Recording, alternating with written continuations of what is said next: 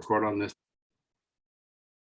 And then I will share my screen and we'll pick up where we left off on last Thursday. Zoom, zoom, zoom, zoom. There we go. So we talked about how we had different polymers and they have different molecular interactions. And the first interaction was, of course, bonding, both ionic and covalent bonds. But then we have those secondary bondings, those weaker bondings, like van der Waals forces or induced dipole. So those are very small energy interactions. So they tend to be very rubbery or softer materials. The next strongest is the dipole-dipole interaction between polymer chains. And then the strongest is, of course, the hydrogen bonding.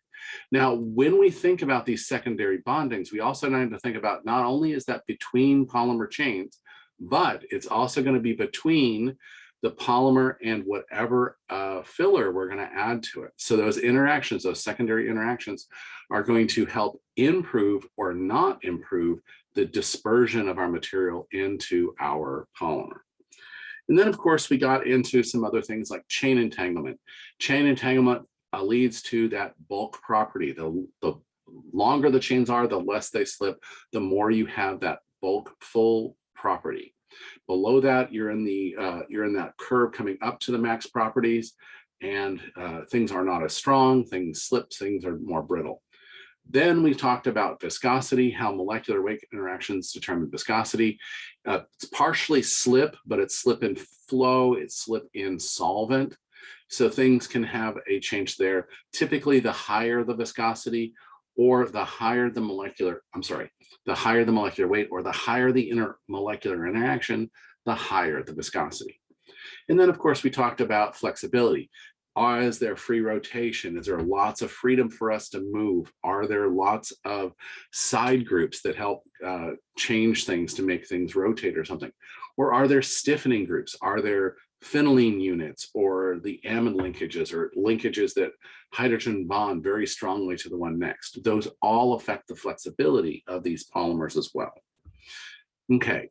So we have those primary interactions. We have these which are bonds, secondary interactions, which are the intramolecular forces. And these, all I would consider would be tertiary interactions, meaning that they can affect the polymer and its flexibility, but not necessarily its entrainment of the nanomaterial or the incorporation of the nanomaterial. So let's talk about those intramolecular interactions right here. And so the first one we have here on this side of the screen is a dipole-dipole interaction. And again, that's stronger than just having the induced dipole because we have a permanent positive charge on one side of the molecule and a permanent partially negative charge on the other side of the molecule. I'm going to draw that on a different color here. And so there's always an interaction from one polymer chain to the next, or two sides of the same polymer chain coming around. So this is stronger than just having the polyethylene induced dipole, and the periodicity on these things. The more regular the repeat unit is, the more of these groups that can have that interaction and affect properties like strength and or melting point. Okay, a little bit stronger interaction than that are things like this one over here, where we have hydrogen bonding. In hydrogen bonding, we must have an acidic hydrogen that can bond to something with lone pairs on an adjacent compound. So even though this carbon is partially positive like it was before, that is not necessarily part of the hydrogen bonding issue.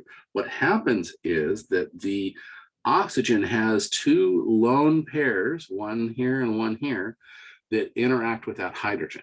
And so there's going to be a partial bonding of this hydrogen to one of these. And then if there was another carbonyl group here on another polymer chain, there'd be partial bond to this one here. So each hydrogen can partially bond up to 2 oxygens, and each oxygen can partially bond 2 hydrogens.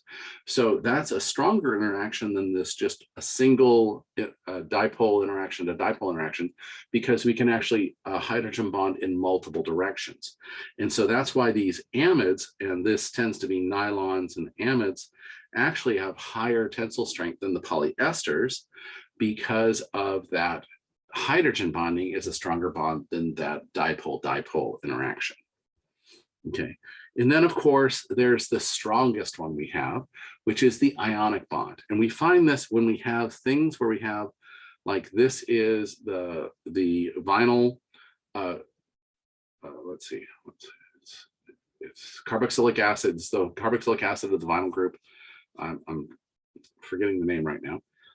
So this is polyvinyl carboxylic acid, and it's been deprotonated, so it has a negative charge along the back road. Every single repeat unit has a negative charge, and so that means that you need something to counterbalance this. And in this right here, we're using a metal. This particular metal has a +2 charge, meaning it can ionic bond to one chain and then also ionically bond to a second chain on this second negative charge. And what that gives us is this is like a cross-link between those 2 polymer chains, and its ionic strength. Remember, ionic bonds are even stronger than covalent bonds. Okay, so this is the strongest interaction. The interaction of the polymers down their chain is the second strongest, followed by hydrogen bonding, which is third, dipole-dipole, which is fourth. So those different little interactions we have will greatly affect their ability to have good properties. For example, just by having even low molecular weight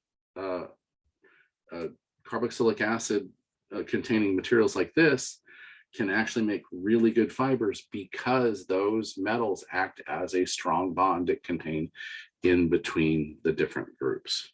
Okay, so when we think about this, we not only have to think about it in the fact that these polymers are interacting with themselves this way, but we also have to think about which of these interactions are going to interact with the nanomaterial we're going to fill them with in the future. Okay, so what we're going to see is some particles will go easily into some materials, but will not disperse readily into other materials. Or they'll disperse readily, but they won't improve the properties as much. And it all goes to the type of interaction the polymer has with the nanoparticle, as well as how well the nanoparticle is dispersed. All right, questions on those intramolecular forces that the polymers are going to have on our nanomaterials? 1, 2, 3. All right. I got one, sorry. Yes. Where would you classify pi stacking? Okay, pi stacking, that is kind of a weaker, that's kind of dipole-dipole. It's actually a little bit weaker than dipole-dipole. And so when we have something like pi stacking, you're going to want things that will also pi stack, like polygraphene, or one of those kind of things to do it. It's technically, because both of the pi clouds are negative, it's a kind of an induced dipole. So it's weaker than dipole-dipole interaction, but a little bit stronger than van der Waals. Okay. All right, so now that we have the primary reasons why polymers have their different properties, let's talk about their rheology. What rheology really means flow and or deformation. So if you can imagine, if a polymer slowly squishes over time, that's important to know, because that's what we call polymer creep, or if it flows with heat, or if it flows with solvent. So these are what we call rheology, or basically anything about the deformation or flow of materials. Now, in the case of polymers, most of the time, we have a lot of things that have what we call viscoelastic flow, which means that there is some flow, but there's some resistance to flow, or some intramolecular force that wants it to kind of spring back to where it was before. So it has both that elasticity, the spring back form, plus the flow where it wants to move over. So a lot of the polymer materials have some component of viscoelastic material. Now, a Newtonian fluid is one that is perfect. Okay, it flows at the exact same rate regardless of the flow that's acted on it. It follows all the primary Newtonian physics rules. However, very few things do this. Water is one of the few things that do this. Most other things have some kind of, especially polymer solutions, are non-Newtonian in their flow. They have viscoelastic component, or they shear thicken, or they shear thin, or they do something else. Okay, so what do I mean by shear thickening? When we talk about shear thickening, that means that if you try to add a shearing force to it, it actually increases the resistance as you apply the shearing force. And we call this a dilatant material, or shear thickening. So if you're applying a force, it'll get harder and harder the more shear force you use. And if we think about it, that's silly putty, because if you set it on top of something and just let it go, it'll slowly flow across the side. But if you apply a lot of force, i.e. throw it on the ground, that's a lot of force going there. It's going to thicken and rebound, giving us that elastic component in our system and not the flow component on it. Then again, there's the other way to do it, which is called pseudoplastic, which is shear thinning, which means as we apply a force, it actually gets thinner. And the most common way to look at that is paint. So when you have paint in a can, it'll pour around in a can, then you take it, and by putting it on the wall, it actually thickens as you do it. That's what keeps it in place and gives it that small thin area of material. So it's actually thinning as it shears, and then as soon as it stops shearing, it thickens. So that's why it doesn't drip down your wall, but spray, spray paint will drip down your wall, but paint you put on the wall that has that's like a latex paint will not, because it has that shear thinning effect that allows it to spread evenly, but not actually then flow after that. Okay, so then there's a couple other concepts here. Bingham plastic, where no flow occurs until a minimum value of stress is applied. Okay, so imagine, so it's kind of an effect of not only surface tension, but viscosity, where nothing will happen, and then by applying any type of shearing force or anything that disrupts the internal structure, like ketchup, when you apply a shearing force to it, it'll flow out. Now there's, let's see, what, I can't think of another one that does that. Oh, there's a lot of, no, I can't think of anything else that does it besides ketchup. Then we have rheopectic fluids, okay? And so that's where the viscosity increases with duration of stress. So if you can imagine, you have a bunch of disordered polymers in a solution and you start stressing it, okay? And so you're starting to stress it. And so it's still a little bit disordered at this time. But as it continues to stretch, you start getting more and more increased order in the system. As you get more increased order in the system, what you end up doing is creating an ordered regime. That ordered regime has more resistance to viscosity, and therefore your ordered regime is increasing as you do that stress. Now, most rheopectic fluids, if you stop applying force, they go back out into disorder and become less viscous again. Okay. In contrast, whipped cream actually, it changes the protein structure and actually whips air into it. And so the proteins can't come back down, and it actually doesn't change its structure when you reduce your stress. But most polymer solutions, when you have a rheopectic fluid where it's stressing and getting more and more, you'll actually see it start climbing up like if you're shearing it with a paddle, it'll start climbing up the mixing rod, and then as soon as you stop applying shear, it'll slowly flow back into the reactor. Okay, so that's what a rheopectic fluid would look like in the laboratory. Now, a thixotropic one is one that, let's say you start to shear it, and it's kind of hard to stir, but then as you shear it more and more, what happens is that it gets ordered, but it gets ordered in a way in which they slip past each other more readily. So if you can imagine, clays are, real platy material, and we'll talk about that a little bit more as we get to those nanomaterials. When they're in this disordered form, they have all these different edges and stuff that kind of butt up against each other. But then as you shear them, they start ordering and get into this plane to plane interaction, and they slip across each other. So a thixotropic liquid ends up getting lower viscosity by more shear. And then after you stop shearing, it thickens up again. So that is more like one of the other rheological properties we'll see. So a lot of times what we'll see is when we have these materials, the type and shape of the nanomaterial can change from a dilatant material to a pseudoplastic material or to a thixotropic material, depending on what type of nanomaterial we have in our system. Okay, so a good way to look at that in a like a stress strain curve, just like we did with the toughness or rubberiness of polymers here, is if we look at this in a fluid motion instead of a solid, which is what the stress strain curves were, the shear stress versus the shear strain. If we look at a perfect no change over time, has the same slope of that angle here, that's that Bingham plastic. So it's near perfect, near Newtonian fluid, which doesn't, I'm sorry, not Newtonian fluid, doesn't change that much. But in a pseudoplastic material, we actually have more stress at our shear rate. So notice our shear stress is going up faster than our shear rate in our pseudoplastic.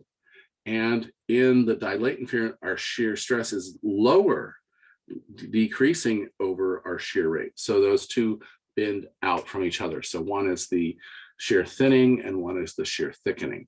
And then a Newtonian fluid has no change over time. It's literally a perfect shear rate for that material. But again, the shear rate goes down to 0 at shear stress 0 and shear rate 0.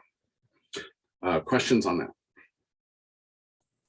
So I want to ask a question, sir. Yeah. So what about the materials, like they have a yield stress and then they behave as pseudoplastic or latent fluids? So for example, they have first yield stress to start to flow, because we just for the Bingham they have a linear relationship between shear stress and shear rate. And what about the other materials? So it depends on order disorder and the intermolecular forces on that. For some things, you can actually skip over that initial shear force by changing the temperature as well. So the shear stress shear strain curve is at a constant temperature in theory, but let's see. I can't think of any materials that do exactly what you're asking. Actually, I would like to ask about do they have any special names, like the materials doesn't behave as Bingham plastics? They have like pseudoplastics, but also at the same time they have just yield stress to begin the flow. I don't think so. I'll have to look that up, but I don't think so. I think that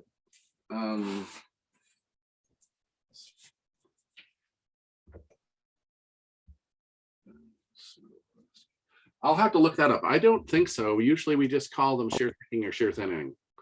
And then usually they either follow one of those two or Newtonian. So Okay. we usually don't, I don't know if there's one. We may call them as shear thinning and shear thickening. Yeah, those are more common, and those are the two most common things we'll see. We rarely see Newtonian fluids, and Bingham fluids happen occasionally, but again, you have to have a certain amount.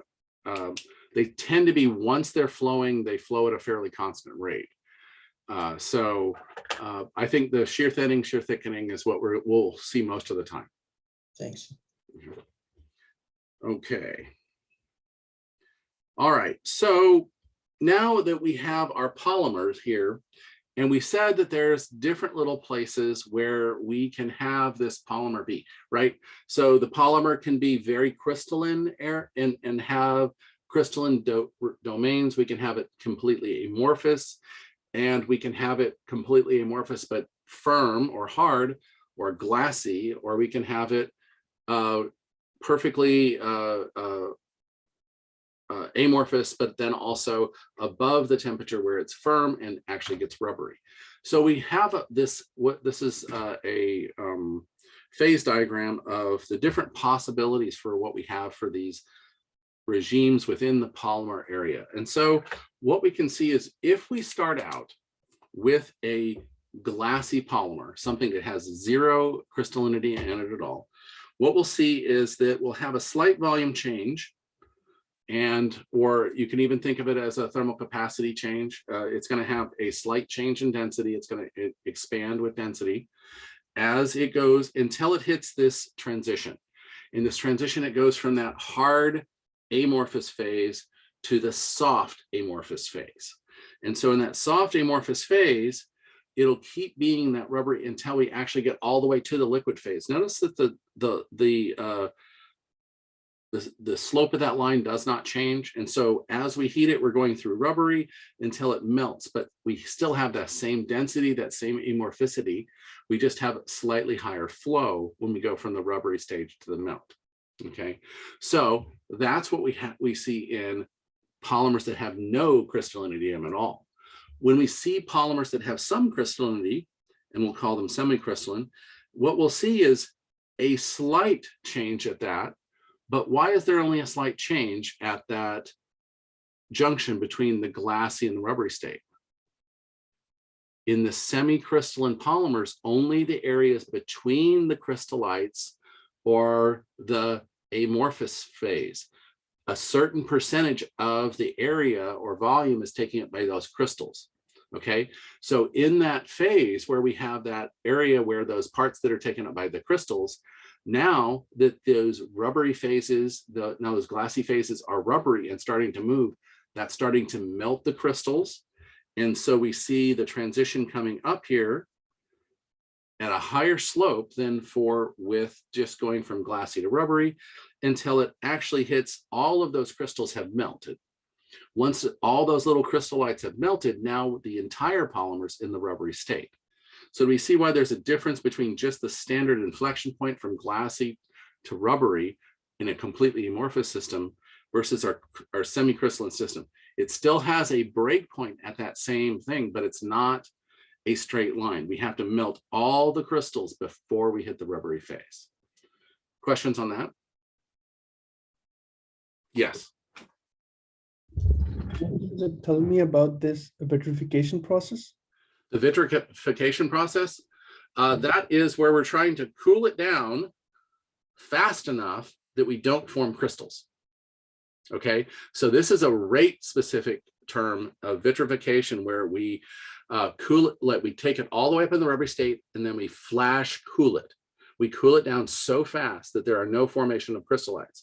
Now, the opposite of that is this right here, where if we cool it down slowly and allow time for the little crystallites to form, we can get to that semi-crystalline or even highly crystalline material.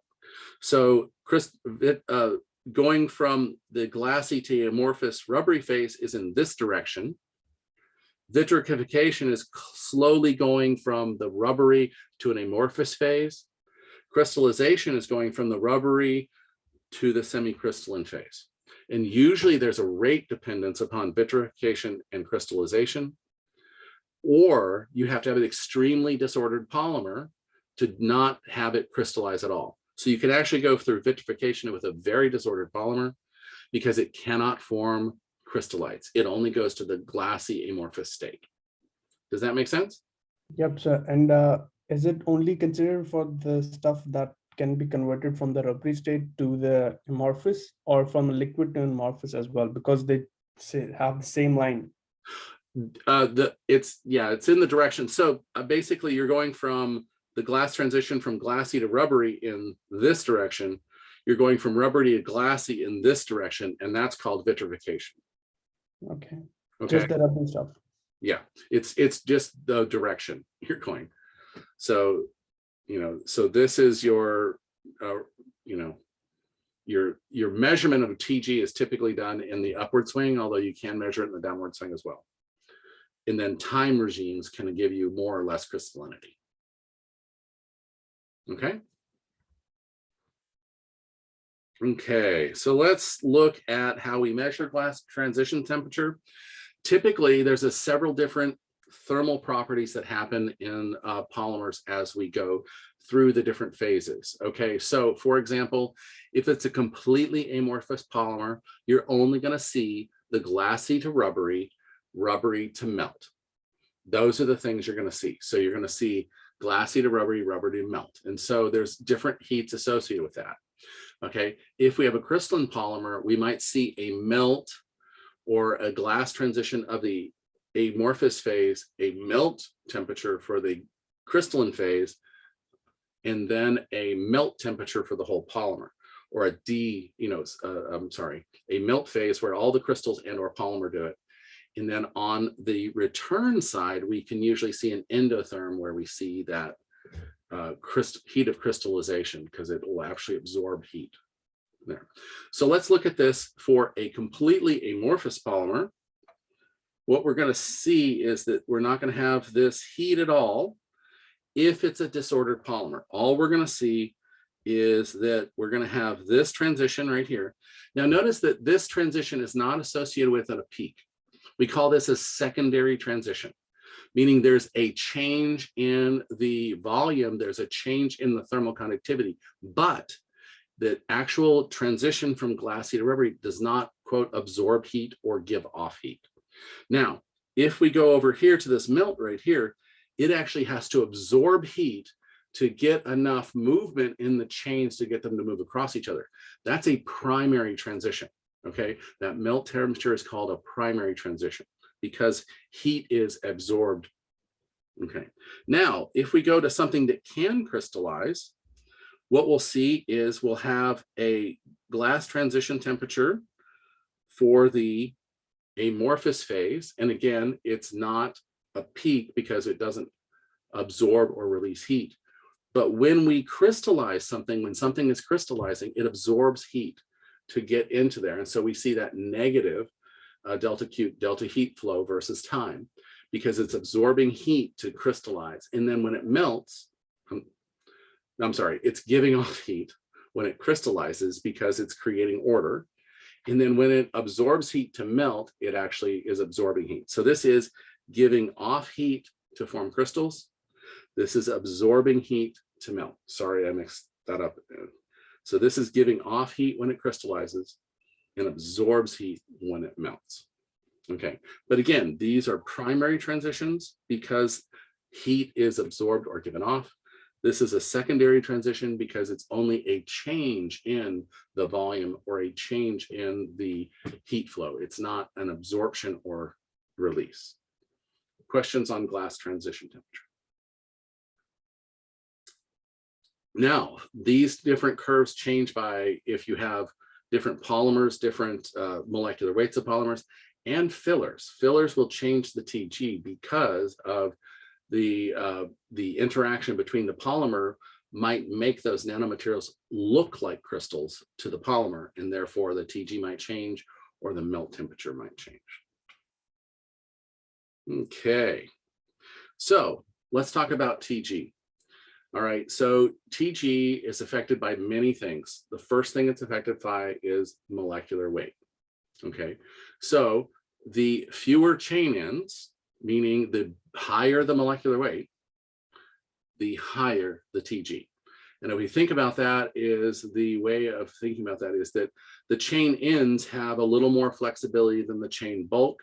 So the chain ends create more free volume, creating less energy necessary, a less change in volume when we go from the glassy state to the rubbery state, because the ends have this rotation where they're giving a little bit of free volume. So it's more like the rubbery state, the more of those we have. Therefore, the higher the molecular weight, the higher the TG. The second thing we have to think about is rotational freedom. Anything with a sigma bond or a single carbon-carbon bond has rotation around that, okay? But that rotation is affected by the bulk of the thing it's trying to rotate around. So if you just have hydrogen, carbons can freely rotate around those very readily with only interacting with the other carbons. But if things on there get bigger and bigger and bigger, then that free rotation can't go all the way around. It has to go back and forth until they're so stiff that they don't have that at all. And so if we look at that as a function of like bulky groups like the T-butyl group or things that are getting really big, that also affects it. And so where we can see that is on this set here. If we have something very small, like hydrogen, we have free rotation. Those carbons can rotate around each other, and our TG is minus 20 degrees C. Just a methyl group there, it's a little bit bigger than a hydrogen, and it jumps it up 25 degrees. But by having another disordering group, so we have a carbon here, but this side chain itself can keep the polymers from stacking up along each other, and therefore that gives it more free volume. Think about how many more chain ends you have on this than that. That more free volume lowers the TG. And once we get it up to a certain molecular weight, our molecular weight on that side chain is not as free rotating. There's not as many free chains on the end, and our TG goes up again. So see how we're looking at that free volume versus free rotation? We're actually comparing the two here. Now let's replace this methyl group with something much larger. Chlorine. Chlorine is much larger than that. It really limits the rotation around this bond here and jumps it up from where hydrogen is over 100 degrees in the TG. OH, now it is not quite as big as chlorine, but it does have its lone pairs here, and it's going to try to hydrogen bond to things next to it. That hydrogen bonding to things next to it inhibits the free rotation and therefore increases the TG. And in our last example here, the phenyl ring here is just big and bulky and inhibits free rotation. It's probably only going back and forth, and it raises it another 140 degrees from where we were before. Okay, so do we see how molecular weight, the free chain ends, which is most affected here and here, comparing those three, and the free rotation, the bigger, the bulkier the group, the more it inhibits, unless it's a side chain that increases the number of chain ends. Okay, so any questions on molecular weight or rotational freedom? Yes. Can you please explain the difference between the second and third? Because like, okay, this the one fourth has and like this- nine- yeah. okay, so okay, if we look at that right here, so in the case of this to this, do we see that we have it slightly larger? Then the hydrogen is smaller than this methyl group, and that methyl group is keeping it from rotating. Okay, so that's the first thing I want to say. But this is very small and doesn't take up a whole bunch of volume. It doesn't have a lot of volume in the polymer. Now, going from here to here, okay, what instead of having just this small thing here, we actually have this chain that has an effective volume of this. And, oops, it has this effective volume that it's this big. In addition to that, it has a chain end. Okay, so it has this big volume compared to this, which inhibits the rotation, but it has a new chain end. Every single repeat unit has a chain end, has a chain end, has a chain end. Therefore, it increases free volume. So here to here is all about bulkiness of this methyl group compared to hydrogen. Here to here, it's the free volume difference between the methyl group and the butyl group. Okay, and then when we go to here, we still have a low TG, but we have fewer N groups per molecular weight because this chain is twice as long as that chain. Okay, so if we look at N groups per molecular weight, the N groups per molecular weight have gone down in this one compared to this one. Does that make sense? Okay, so it's not one property only. We're actually looking at all the different properties, the free volume property, the stiffness property, the free rotation property, all three of them combined all at the same time. Okay. All right. So the next thing we have, and I've talked about polarity before, dipole-dipole interactions and hydrogen bonding will increase the TG. So for example, in here, this is hydrogen bonding. Even though it's not as big as this chlorine, the hydrogen bonding or the interaction between polymer and polymer also increases the TG. Okay. So, and again, it's not one or the other. It can be any or all of these. So as you go to big things that have stronger bonding, they tend to have higher TGs and be more rigid. Even though it can be low molecular weight, it can be very rigid. Even though it has lots of polarity, it can have very little free volume.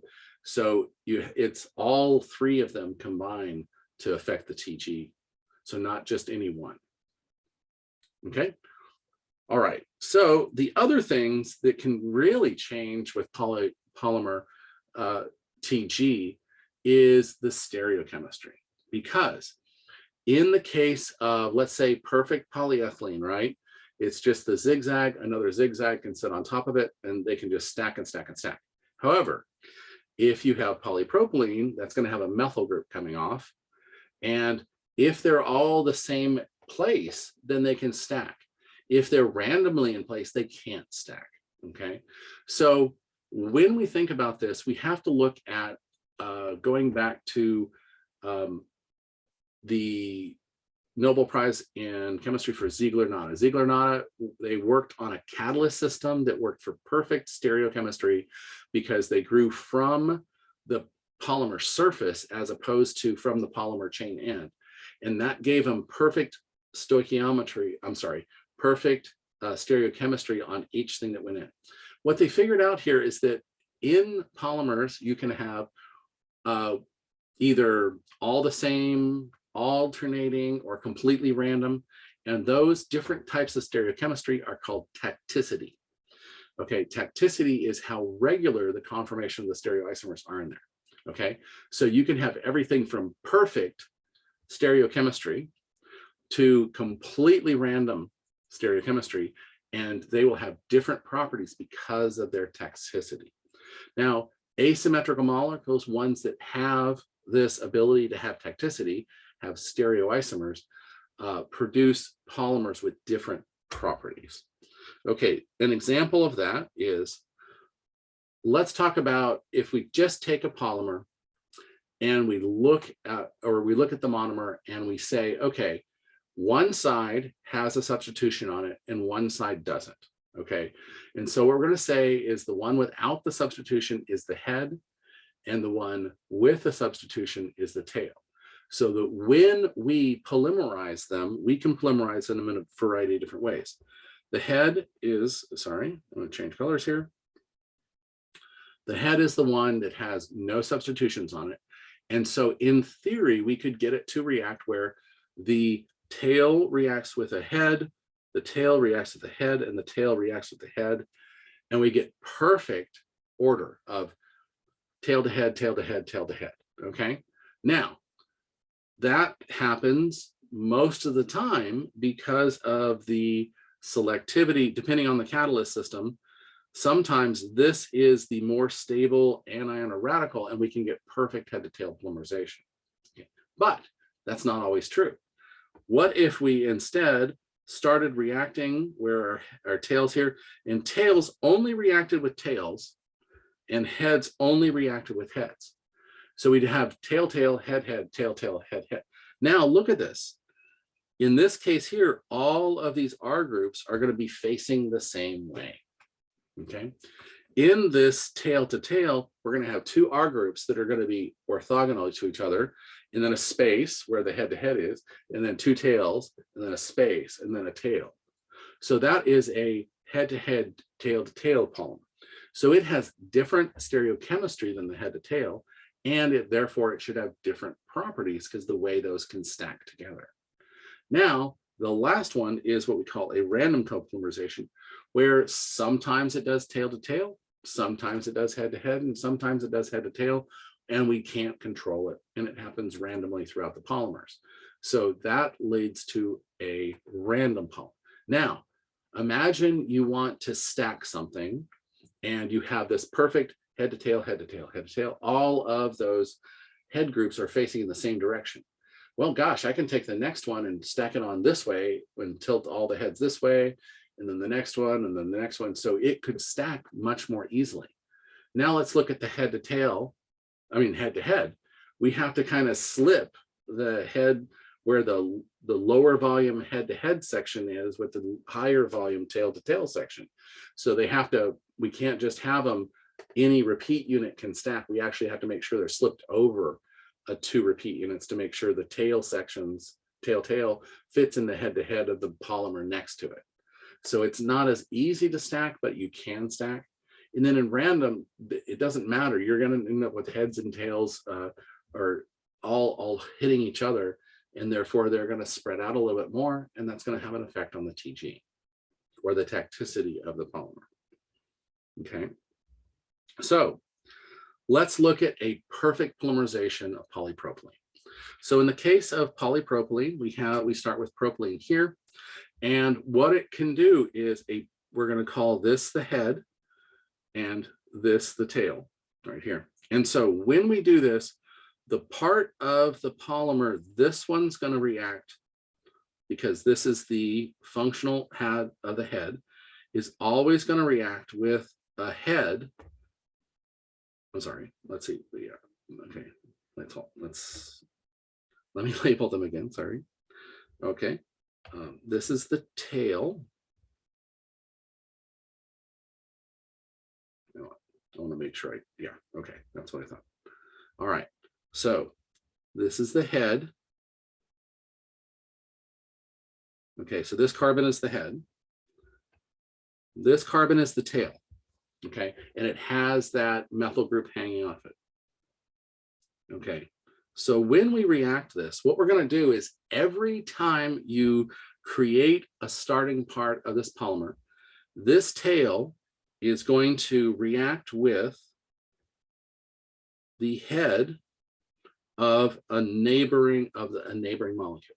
So when we do that, we look at this and we have, well, this is the, let's start it here. This is the head. Sorry. Yeah, this is the head right here. And this is the tail. And that makes this the head and this the tail. Notice the tails always have this methyl group on them, and they're in a regular order, head to tail, head to tail. So if we extended that out, all of these would be tails. All of these would be heads. Okay, so that's perfect head to tail on there. And notice this group here, they're all sticking up in the exact same direction. Okay, now let's do it the opposite way and do it where we have our tail and tail. Then we have our head and our head. Then we have our tail and tail. And then we have our head and head. And then tail and tail. Okay, so see how that is alternating in a different way than the head to tail, and see how we now have these gaps in spacing, where those gaps in spacing are where we have to make sure that the head or tail from the neighboring one fits in those gaps, and the head or the tail from the next one over is fitting those gaps. In here, we can just stack one on top of the other on top of the other because they're evenly spaced. Now, let's go ahead and look at our last condition here. Our last condition has, let's see, this is going to be a tail. This is a head. This is a tail, tail, tail, tail, tail. I know the tails are there because those are the methyl groups. And then let's add the heads. So here's a head-to-head coupling. Here's a head-to-tail coupling. And then here's a tail-to-tail coupling, tail-to-tail coupling. So in this case here, notice that the gaps between those different methyl groups are not necessarily regular, not necessarily even. And in that random copolymerization, that makes them very difficult to hook together. So based on that, what do you suppose in order of TG, which one's going to have the highest TG versus the lowest TG? The first one would be the highest, I think, and the Okay. last one would be the minimum.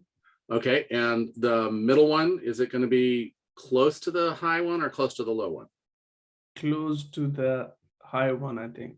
Because Because like it has the tendency to attract the other groups as well, like the other chains. it has order to it, it's just not the same order. So it's going to have, or because of order, it will have that higher TG. But because it's the imperfect order, it's not as perfect as the first one, it's going to have a slightly lower TG. Okay, so it's all about the order of things. All right. Okay, so let's talk about tacticity. Tacticity is typically used in our vinyl polymers, specifically those with something like polystyrene or polypropylene. Polyethylene technically does not have tacticity because it doesn't have a regular group hanging off each time. So we typically look at some kind of mono-substituted polyethylene like PVC, polypropylene, polystyrene. Those are the ones that tend to have it. So if we look at the first thing we say is iso, iso meaning same tacticity. Isotacticity, meaning it's the exact same group. So this is our head to tail only group, okay? So our head to tail polymerization leads to our isotactic, the same tacticity, isotacticity, okay? In the case of syndotacticity, we have, and where we have our R groups, even though we're having a head to tail interaction here, this is also head to tail, we have our R groups are closer to each other. They're on opposite sides. Okay, let me back up. When we draw compounds in a 3-dimension, we have a dark wedge, a solid wedge is facing out of the plane of the paper. All the lines that are just lines are in the same plane as the paper, and all the dash wedges are behind the plane of the paper. So in this case here, all of these R groups are facing out toward us, and they're all facing in the same direction. So they're all the same direction, they're all on the same side, iso, same side tactic, isotactic, okay. Now, in this case here, we still have a head to tail polymerization, but every other R group is facing the opposite direction. So we have the first R group is facing out toward us, the second R group is in. And so we have this alternating in, out, all the way down. So instead of being isotactic where they're all on the same side, it's syndotactic because it still has a regular structure.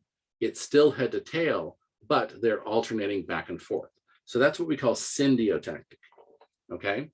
And in the case of our last one, we can still have head to tail polymerization here, but there is no systematic way in which the R groups. We're going to have an R group facing out a random number of times, and the R groups facing back a random number of times.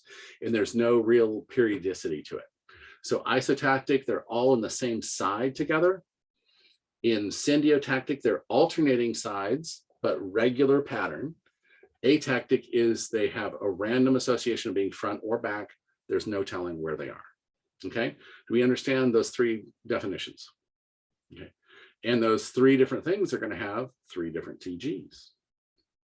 Okay, so let's talk about that. So we can actually selectively get isotactic or syndotactic or the atactic depending on how we do the polymerization.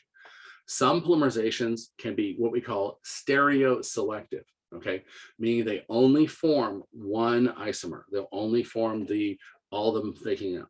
Sometimes the polymers are said to be stereoregular, meaning that it will give you a stereochemistry that repeats, but not necessarily being isotactic. So stereoselective can give you isotactic. Stereoregular can give you syndotactic, okay? So the more stereoregular you have a polymer, the more crystallinity it has, because the more groups are all facing in the same way.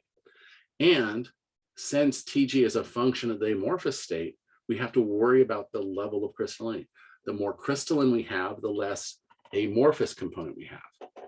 The less crystallines we have, the more of the amorphous glassy polymer we have, and that affects the TG. So isotactic polymers tend to have the lowest TGs, okay? But syndiotactic and isotactic can have, usually the isotactic is the highest, but not always, but usually it is. No, syndiotactic is usually, yeah. Okay, so let's take a look at a few ones right here. So the isotactic tend to exhibit lower ones than syndiotactic or atactic because of the free volume they're creating. So let's look at polymethylmethacrylate right here. So in polymethylmethacrylate, if we look at that syndotactic, where it's one is on their opposite sides, and so you can imagine looking down the polymer chain, the groups are going to be alternating, like alternating groups like here. In the isotactic, they're all going to be lining up on the same side. In atactic, they're going to be random. Okay, so if we look at the TG of the syndiotactic for PMMA, we see it starts out at 105 degrees Celsius. Atactic is also 105 degrees Celsius, but isotactic is 38. Huh. So what does that mean? What does that mean that isotactic is 38? They're all on the same side. Okay. What that means is, go ahead. I was going to ask, so that's probably because there's steric hindrance from the chains that makes it less. Okay, so yeah, where you're going with it is correct. So if they're all on the same side, that means they're going to be tilted out a plane from each other by 60 degrees or so. And if each one is tilted out 60 degrees, you now have a coil. But if it's tilted out 60 degrees, then 60 degrees, and back 60 degrees, so you have it so that you're trying to spread these out as much as possible. The actual looking down the polymer is your methyl groups are going to be sticking in all different directions. Because they're sticking in all different directions because of that steric hindrance, they're gonna, so they've had to be tilted off 60 to 120 degrees from each other as we go. That's lowering that that crystallinity, which is lowering the TG. Okay, so let's look at the, notice all the others have about the same trend here. Ethylmethacrylate, butylmethacrylate, they have different TGs, but the atactic and syndiotactic are about the same. And if you think about the syndiotactic, again, it's alternating, they're already spread out that 60 to 120 degrees apart. So it doesn't have to spin the chain around. It can be a very regular pattern where they can stack on top of each other. Atactic, again, they don't have as much steric demand, so they can all be fairly regularly sent up and down the polymer chain as well. Okay, let's see, and there is no atactic polystyrene. That's interesting. Can I ask a question? It's a little bit, so when you were talking earlier about how the regularity and the order, like that increases the TG because it, induces like crystallinity. Then, so the reason that the head-to-head versus the head-to-tail that created like more regular, like less spacing, that had a higher TG because there was less volume, or what was the reasoning behind that? Oh, so if we aren't talking about syndiotactic or atactic, we're just talking about head to tail versus tail to tail and head to head. So those are two different things. You can actually have head to tail polymerizations, tail to tail polymerizations without having to worry about syndiotactic and isotactic, because you can have, for example, if you have dichlorovinyline can do head to tail and head to head polymerizations, but because there are two groups on there, it does not fall under a stereopolymer. It doesn't follow under syndiotactic, atactic, or isotactic. So in the first one, it's for all polymer systems. You're going to see that the head to tail typically gives you a higher TG. I'm sorry, a higher TG, because it's going to be more crystalline, where when we get to the stereoisomers, it changes because we have a single group on each repeat unit that has to then interact with the other groups. Does that make sense? Yeah. Okay. Now, if we look at styrene right here, we see that the syntactic and isotactic have the same. That means something's a little different with styrene. If we think about polystyrene, it's got, again, got that big phenyl ring.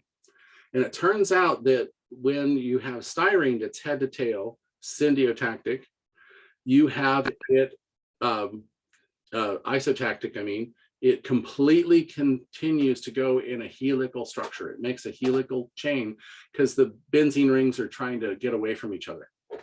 With the styrene, it also forms almost a helical chain when the syntactic as well.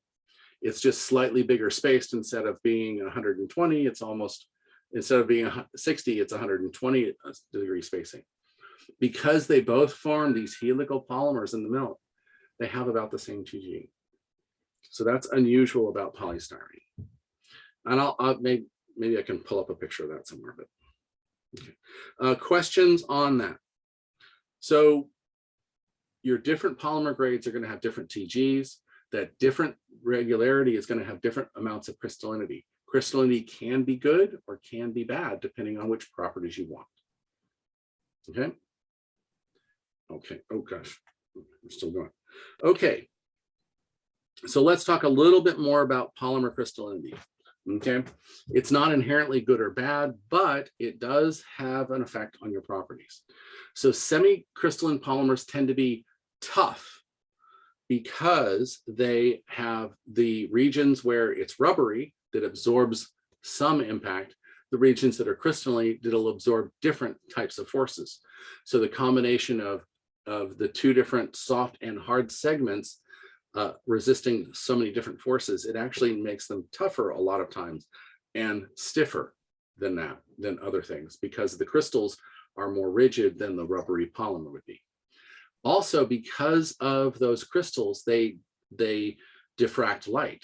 So being that they diffract light, they tend to be more opaque. The clearer the polymer is, probably the fewer crystallites it has in it. Unlike a perfect crystal of quartz that's perfectly transparent, you're never going to see 100% crystallinity in a polymer. So you're going to have little teeny crystallites all over the place, and they're all going to scatter light. And that's why they tend to be opaque.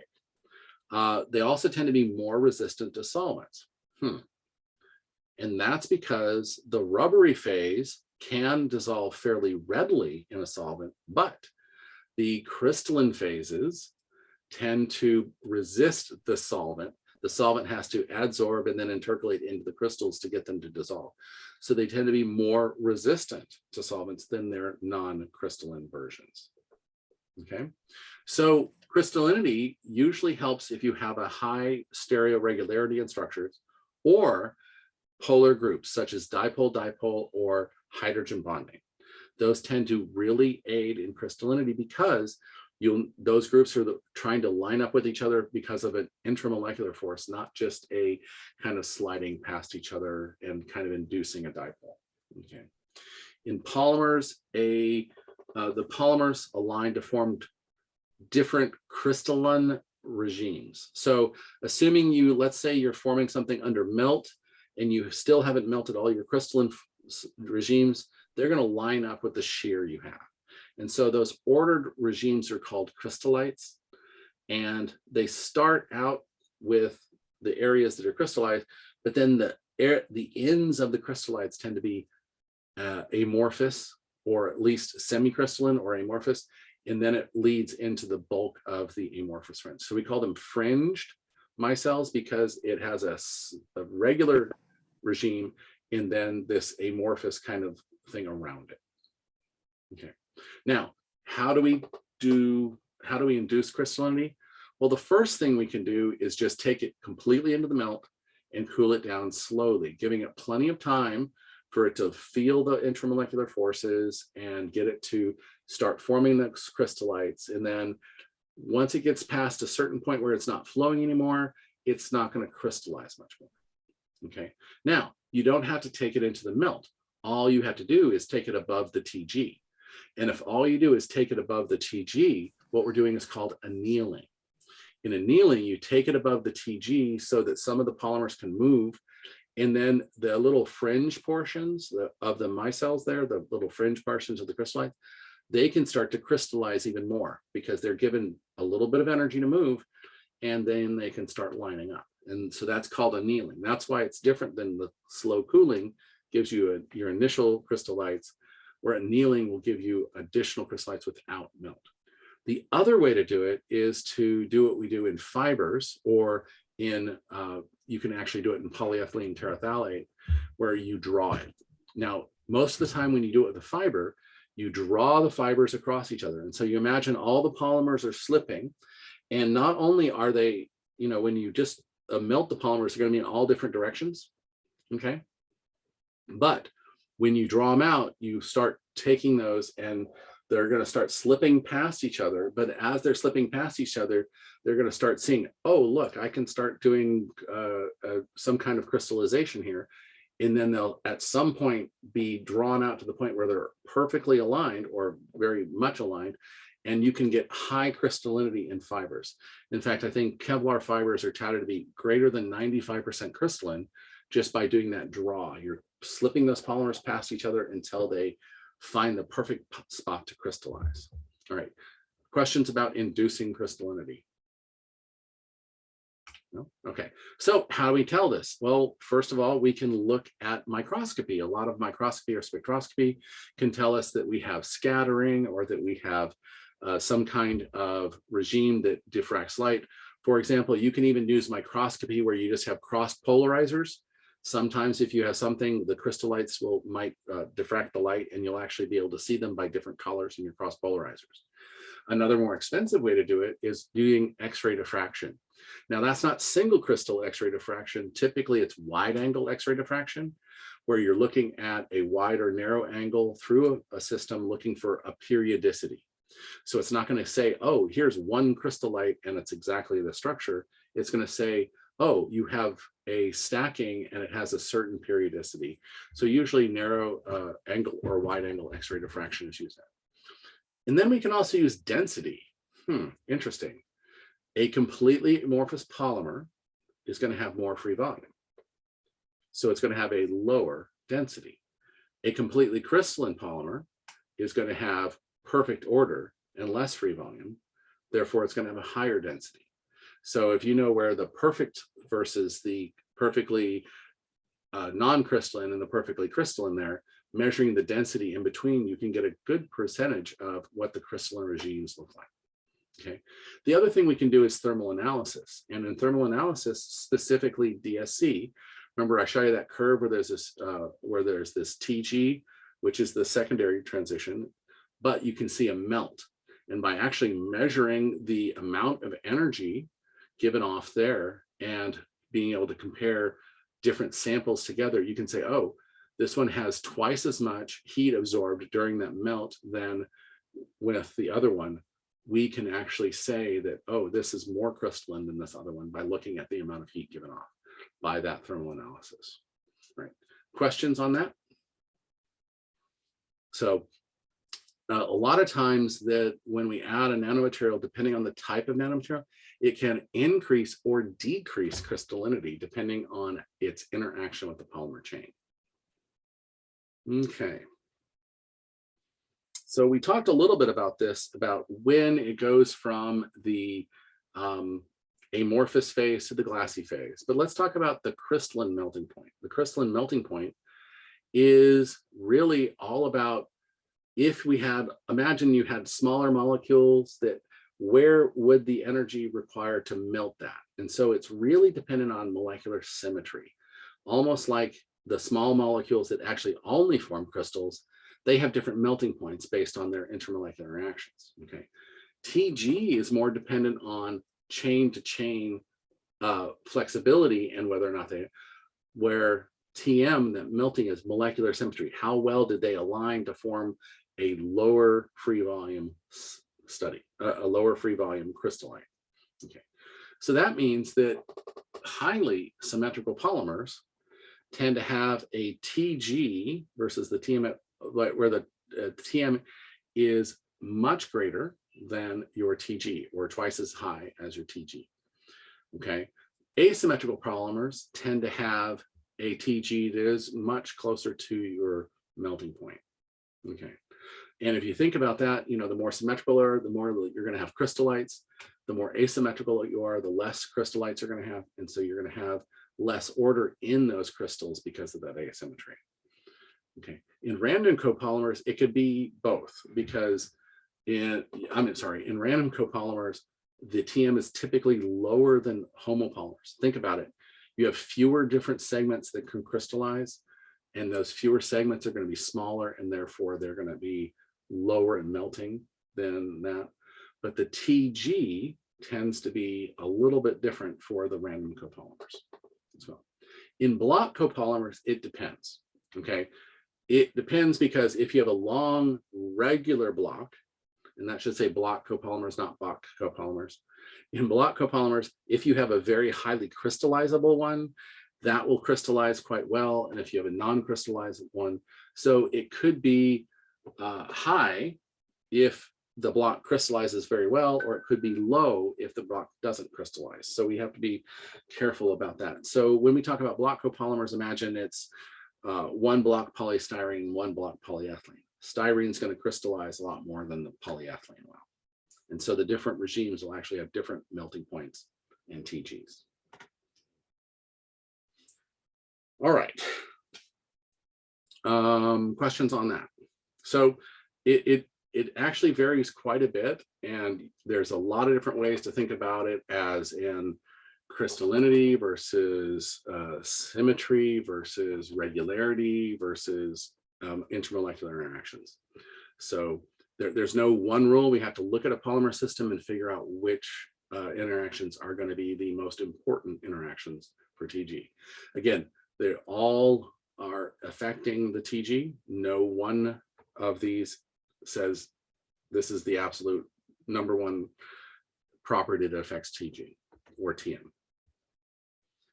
Okay, so when we form these crystals, okay, we don't form like, you know, cubes or blocks or perfect, you know, like salt crystals are perfectly square when you grow them just right, or a selenium iron sulfide forms these perfect cubes when you do it.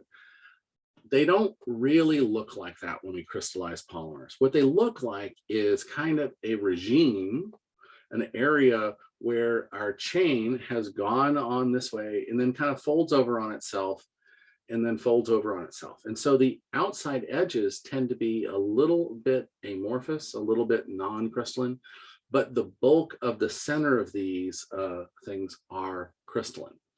And so when they do this, they seem to create these regular periods of blocks of regular thickness that we call a plate-like structure, or lamella. Lamella meaning that layer upon layer upon layer. And so imagine if we're folding layers upon layers upon layers, and you don't have to fold them exactly perfectly. You can go 100 repeat units, 99 repeat units, 50 repeat units, 100 repeat units. And so they'll fold back and forth. And the main section, the 90% of the main section will be crystalline. The outside folded edges will not be. Okay, and so that's where we can get them regular, where they fold back and forth on just one chain, or they can actually do where they're back and forth between multiple chains, or they can be going from, I'm going to fold over, but I'm folding over so wide, I have to be folded over on the next polymer chain. And this one has to fold over so wide, you are alternating polymer chains when they fold together. So there's no one way to stack these, okay? It's very regular. It's very unusual to have enough flexibility in one polymer chain to be able to completely fold back over and form another lamellar crystal. So, Yes. so is it only about the semi-crystalline polymers, or the complete crystalline? Approximately, for example, the polymer is 95% crystalline. They still form crystallites, but they tend to not form the lamellar crystallites. When we look at 100% polymer, those tend to be the ones that are drawn out, and those form a Regular polymer regular crystal, but they're not folded. They're actually extended chain crystals. So would they have any amorphous phase at their end, or would they be completely crystals? Where you see the amorphous phase is where this crystal is drawn in this direction and this crystal is drawn in this direction. And so there's a little bit of amorphous piece in the middle between them, but the crystallites tend to be all facing the same direction. And the long chains of the polymers tend to be in that draw length. See, in this, we're folding them back and forth. We don't do that in the drawn polymers.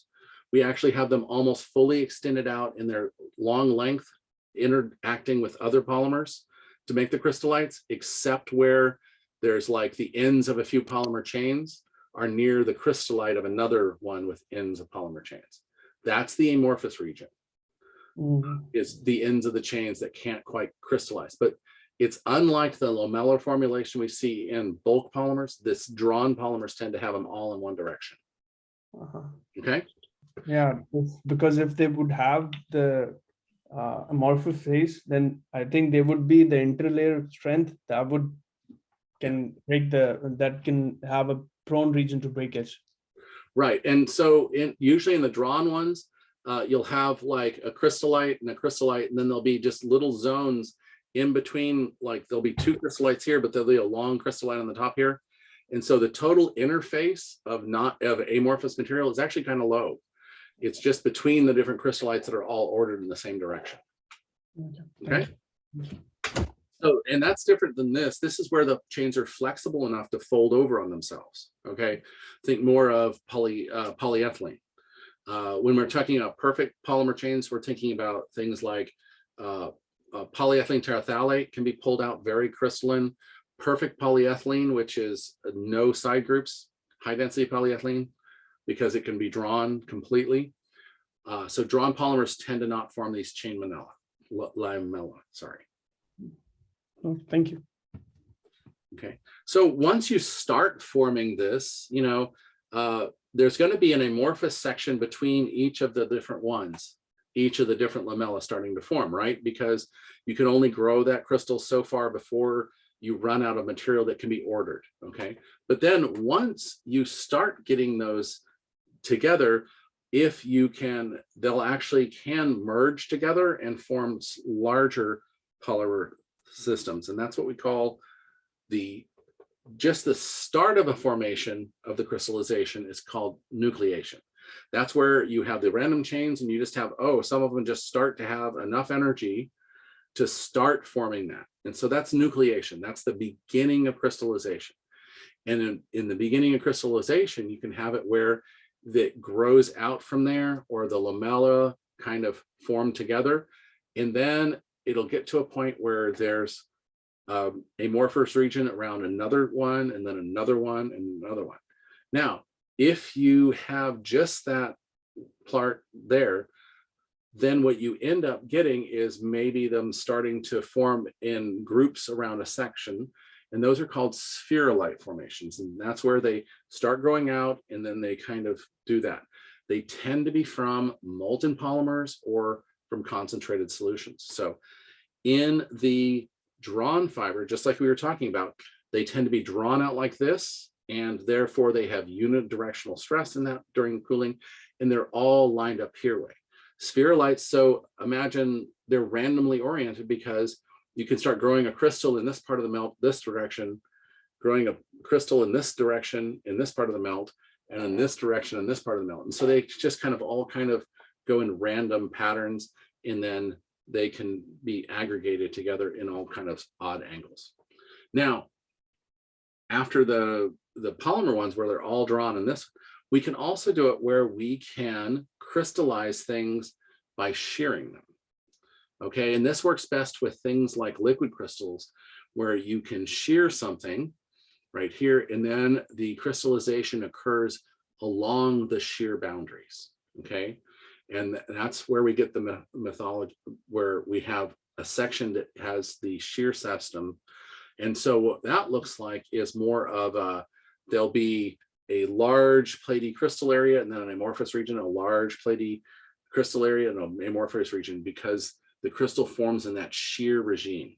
Okay, so if we look at the pictures here, Okay, so we start growing a polymer here, and then the random chains kind of stick out, and then they start growing polymer.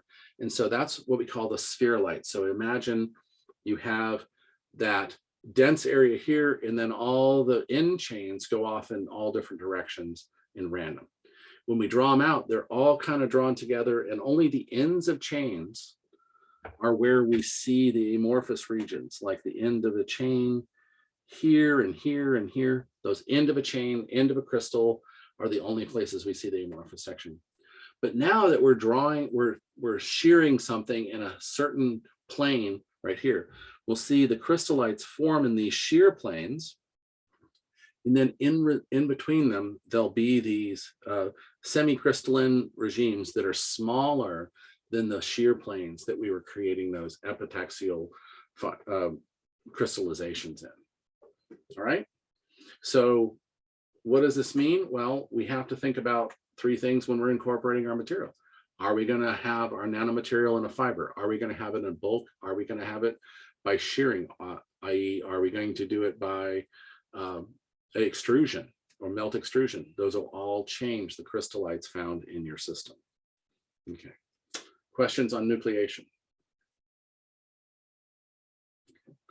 All right, let's go on to spherulite growth. Okay, so these pictures are actually taken with polarized light. And what you can do is by having polarized light, usually when the crystals start to form, it'll actually twist the polarized light and it'll actually become brighter and change color. And so what we can see here in this particular case is we have polyethylene oxide and it's in the middle. So polyethylene oxide, very regular, and it has dipole-dipole interactions, but with the oxygens on there. So we have this very regular surface and it has a low TG. So imagine we melt this, and so they're all randomly associated. And then we start to cool it down slowly until what happens, instead of it all going crystal all in one place, it actually starts at some kind of defect. Usually it's a piece of dirt or a bubble or something. That's where that first spherulite forms, and it'll radiate out from that spherulite. Okay, so in this case here, we see that there's one here and one here. So basically there was probably some defect, some speck of dust, some piece of glass, something created that area for it to start crystallizing. And so when it starts crystallizing, now that there's order, the polymer can start crystallizing away from where there's already order. It doesn't have to take two random chains and say, oh, let's try to order together. And then that's harder than saying, oh, look, there's a regular surface, I can just start crystallizing on. So when we see these spherulites, when we'll start with just a couple polymers that'll grow together, once they solidify, you'll start seeing them grow out of that, because imagine they're just growing on an ordered surface, and then they continue to grow out and out. And so as these are growing out, they grow out until they start butting into each other. Okay, so inside those spherulites, we have very regular, highly crystalline polymer system. At the interfaces, we have a little bit of amorphous polymer. And in the case of here, we're having it very difficult to find the boundary between the spherulites that are growing here. The spherulites seem to be growing about right there. And so inside the spherulite, highly crystalline, greater than 95%, the boundaries are where we start to see our amorphous system. But see how they start growing out from a defect or from a single crystal, because it likes to have that already surface energy saying, oh, here's what order is, here's what order is, here's what order is. And it's easier for it to grow from that ordered surface. Okay. Ooh. Okay, well, that's almost done. All right, so we'll finish up spherulite model and the rest, and block copolymer morphology. And then we'll start with nanomaterials on Thursday, okay? Because we're right here at 3:19. Okay. So, next week the class would be on campus or not? Is there any news about it? In theory, that is true. My daughter actually tested positive for COVID on Sunday. I have tested negative the last 2 days. If I test negative on Monday, we will have class on campus on Tuesday, yes. but I'm going to keep testing every day until I'm to make sure I'm negative. I don't want to, I want to spread it to anybody. So my daughter was in a play, so they had to practice without masks on, so that's how she got it. Yes, plan on being on campus next week. I will tell you otherwise. Okay. All right, let me go ahead and stop sharing and stop recording.